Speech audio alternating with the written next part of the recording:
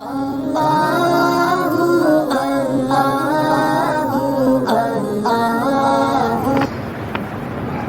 لله رب العالمين والصلاة والسلام على رسوله النبي الكريم وعلى آله وصحبه أجمعين وعلى من تبعهم بإحسان إلى يوم الدين أما بعد. اللہ تعالیٰ نے ہمیں اور آپ کو قرآن کریم کی صورت میں ایک عظیم کتاب عطا کی، اور کسی بھی نبی کو کتاب یا صحیفے اسی لیے دیے جاتے ہیں کہ دنیا میں کوئی ہمیشہ زندہ رہنے کے لیے نہیں آتا ہے. ایک دن جو بھی آیا ہے اسے اس دنیا سے جانا. موت اس دنیا کی سب سے بڑی حقیقت ہے. لوگ اللہ کی ذات پر تو انکار کر دیتے ہیں، لیکن موت کا کوئی منکر آپ کو دنیا میں نہیں ملے، چاہے وہ خدا کو مانتا ہو یا نہ مانتا ہو، لیکن وہ یہ ضرور کہتا ہوگا کہ ہاں بھائی جو پیدا ہوا ہے اسے ایک دن جانا ہے. تو اللہ تعالیٰ نبیوں کو کتابیں دیتا ہے کہ جب نبی دنیا سے چلے جائیں تو ان کے بعد جو لوگ پیدا ہو ان کی امت میں ان کی ہدایت کے لیے یہ کتاب سب سے بڑا ذریعہ ہے، جو انہیں بتائے کہ کون سا راستہ جنت تک پہنچ رہا ہے اور کون سا راستہ جہنم تک پہنچ رہا ہے. تو قرآن کریم صرف مردوں پر پڑھنے کے لیے نہیں اتارا ہے، یا دکان کھولتے وقت اس میں برکت حاصل کرنے کے لیے. یہ قرآن کو اتارنے کا بالکل مقصد نہیں. مردوں پر پڑھنے کے لیے قرآن جیسی عظیم کتاب کو ہرگز نہیں اتارا جاتا، اور برکت دینے کے لیے تو اللہ کا نام کافی ہے. آپ تسبیح میں اللہ کا نام کی مالا جپتے رہیے، برکت ہی برکت ہے. اس کے لیے ایسی کتاب کو اتارنے کی کیا ضرورت تھی جس کتاب کے بارے میں کہا گیا لو انزلنا هذا القرآن على جبل لرأيته خاشعا متصدعا من خشية الله، کہ اگر ہم اس کتاب کو کسی پہاڑ پر اتار دیں تو دنیا کا کوئی پہاڑ اللہ کے کلام کے بوجھ کو برداشت نہ کر پائے. کوئی پہاڑ نہیں اللہ کے کلام کے بوجھ کو برداشت کرے. تو اتنی بھاری کتاب سے مردوں پر پڑھنے کے لیے اگر اتاری جاتی تو یہ بات سمجھ میں نہیں آتی. قرآن اس لیے اتارا گیا ہے کہ انسان کی زندگی کا ہر قدم اللہ کی آیات کے مطابق. جب جناب رسول اللہ صلی اللہ علیہ وسلم دنیا سے پردہ فرما گئے تو صحابہ کی ایک جماعت حضرت عائشہ صدیقہ رضی اللہ تعالی عنہا کے پاس آئی، اور وہ کہنے لگی کہ صاحب یہ بتائیے آپ کہ حضور کے اخلاق کیسے تھے، کس طرح لوگوں سے پیش آتے تھے، کس طریقے سے لوگوں کے ساتھ گفتگو فرماتے تھے. تو حضرت عائشہ رضی اللہ تعالی عنہا نے کوئی لمبی چوڑی تقریر نہیں کی، بلکہ فرمایا کان خلقہ القرآن، کہ قرآن کی آیات میں جو کچھ لکھا ہوا ہے وہ سب کچھ رسول اللہ صلی اللہ علیہ وسلم کی زندگی میں. اس لیے قرآن اتارا گیا. آج ہمارے ملک میں ارتداد اور الحاد کی فضا عام ہے. لوگ دین سے پیچھے ہٹ رہے ہیں.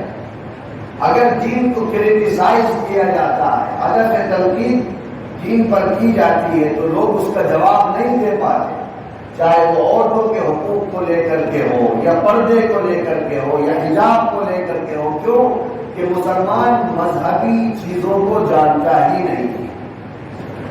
اور سب سے بڑا المیہ اس وقت یہ ہے کہ ملک کے اندر ارتداد کو تعلیم کے راستے سے عام کیا جا رہا ہے. آپ یہ بات ذرا غور سے سنیے گا. آپ 50,000 سال کی عمر اللہ آپ کو دے اور آپ نمازیں پڑھیں، تہجد پڑھیں، سب کچھ کریں، اگر موت کے وقت آپ کو کلمہ نصیب نہیں ہوا اور ایمان کی موت نہیں ملی تو یہ ساری زندگی کی عبادتیں سب بیکار ہو جانے والی. تو شکشا کے راستے سے ارتداد کو پھیلایا جا رہا ہے، اور ہم میں سے ہر ایک آدمی اس ماحول سے متاثر. اللہ نے تو قرآن میں پہلی بڑی تعلیم کے اوپر اتاری ہے، اور فرمایا گیا اقرأ باسم ربک الذی خلق، پڑھیے اللہ کے نام سے پڑھیے۔ قرآن نے کسی خاص تعلیم کو کمپلسری نہیں کیا، آپ کو جو پڑھنا ہے پڑھیے، ڈاکٹر بننا ہے، انجینئر بننا ہے، لائر بننا ہے، جج بننا ہے، IAS بننا ہے، IPS بننا ہے، آپ جو بننا ہے بنیے۔ ریلیجن کوئی دیواریں کھڑی نہیں کرتا ہے ایجوکیشن میں، سب کو مولانا نہیں بننا۔ سماج میں تو ڈاکٹر کی بھی ضرورت ہے، تو مولانا تھوڑی آپریشن کریں۔ سماج میں تو لائر کی بھی ضرورت ہے۔ صرف ایک چیز ہے کہ کچھ بھی بنیے لیکن سب سے پہلے پکے سچے مسلمان بنیے۔ اسلام کے نور کو اپنے سینے کے اندر روشن کریے، اپنے بچوں کو مذہبی تعلیم سے آراستہ کریے، روشناس کریے، اور جب مذہبی تعلیم اس کے بلڈ میں شامل ہو جائے گی تو وہ دنیا کے کسی بھی میدان میں چلا جائے وہ اپنی جڑ سے اوپر نہیں اٹھے، اور جہاں مذہب اس سے دور چلا جائے گا تو وہ آج مسلمان ہے، کل ملحد بن جائے گا، پرسوں کافر بن جائے گا، اللہ کا باغی بن جائے گا، اور نتیجہ یہ ہوگا کہ جب اس کا جنازہ اٹھے گا تو ایمان سے باہر نکلے گا۔ اللہ کو تو ہمارے سجدوں کی ضرورت نہیں ہے، اللہ کو ہمارے سجدوں کی وجہ سے بادشاہ نہیں ہے، وہ تو ہمیشہ سے بادشاہ ہے، ہمیشہ رہے گا۔ ساری دنیا سجدے کرے تو بھی کوئی اضافہ نہیں ہے، ساری دنیا اس کا انکار کرے تو بھی کوئی نقصان نہیں۔ اس وقت اور زیادہ چیلنجز ہیں۔ آپ نے نام سنا ہوگا انڈیا کے پہلے ایجوکیشن منسٹر مولانا ابوالکلام آزاد۔ مولانا آزاد کی خدمات اس امت کے لیے ایسی ہیں کہ شاید اس کا احاطہ بہت مشکل ہے۔ آج ملک کے اندر پارلیمنٹ نیو ایجوکیشن پالیسی لاتی ہے، 2019 میں وہ پاس ہو جاتی ہے اور ابھی لاگو بھی ہو جاتی ہے۔ آپ کے ہمارے بھائی بہن بچے پوتے نواسے 98% اسکولس میں جاتے ہیں، مدرسوں میں تو 2% آتے ہیں بس۔ 98% وہ لوگ جو اسکولوں میں جاتے ہیں، اس ملک کی تمام سیاسی پارٹیاں 75 سال تک مولانا آزاد کی پالیسی سے لڑتی رہی، کیونکہ آزاد کی ایجوکیشن پالیسی میں اس نے کسی مذہبی نظریے کو تعلیم پر غالب نہیں آنے، اور اسی کا نتیجہ کہ 75 سالوں میں بڑی تعداد میں گورنمنٹ اسکول یا پرائیویٹ اسکول سے کافر اور اللہ کے باغی نہیں نکلے۔ لیکن اب جو پالیسی لاگو کی گئی ہے اگلے 15 سال کے بعد، 20 سال کے بعد، 25 سال کے بعد، آپ دیکھنا کہ میجر پاپولیشن ہمارے اسٹوڈنٹ کی جو ہے، اگر اس نے اپنے مذہبی نظریات کی حفاظت کی فکر نہیں کی تو وہ اسلام سے باہر کفر کے میدان میں کل کھڑی نظر آئے۔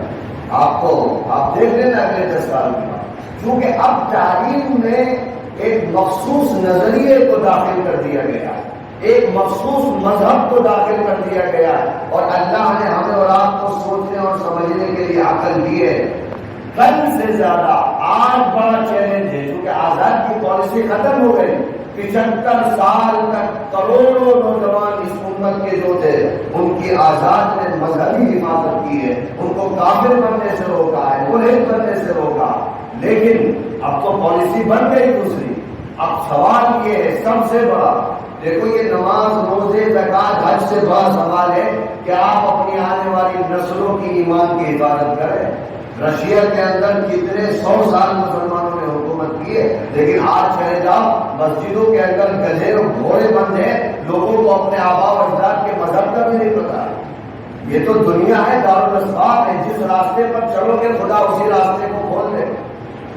اس لیے یہ رمضان کا آخری جمعہ ہو سکتا ہے کہ رمضان کا آخری دن بھی ہو، اس دن کے اندر یہ طے کرو کہ بچوں کو مذہبی تعلیم ہر حال میں دو۔ ہم نے تو مذہبی تعلیم دینے والوں کا تماشا بنایا ہوا ہے، آدھے گھنٹے کے لیے وہ امام صاحب کے مولانا صاحب آتے ہیں، ہفتے میں 4 دن آتے ہیں، 3 دن نہیں آتے ہیں، اور کچھ پتہ نہیں، وہ عورتیں پڑھاتی ہیں، نہ اسے قرآن کا پتہ، نہ حدیث کا پتہ، نہ سیرت کا پتہ، کچھ نہیں پتہ۔ کتنا بڑا فیلئر ہے۔ قوم کے کسی بھی جوان کو کھڑا کرو یہاں پر اور آپ سروے کرو اور کسی جوان سے کہو کہ 10 منٹ اللہ کے رسول کی زندگی کے جس پہلو پر بولنا چاہے 10 منٹ بولے، میں مبالغہ نہیں کر رہا ہوں، 90% مسلم یوتھ اللہ کے رسول پر 10 منٹ بھی بات نہیں کر پائے۔ اب آپ گالی دیتے رہے کہ پرائم منسٹر کو، چیف منسٹر کو کوئی چینج تھوڑی ہوگا۔ اللہ کے رسول نے فرمایا کہ اپنے حاکموں کو برا بھلا مت کہا کرو، ان کے قلوب کو میرے قبضے قدرت میں ہے، تم میرے مطیع بن جاؤ، میں ان کے قلوب تمہارے لیے نرم کروں۔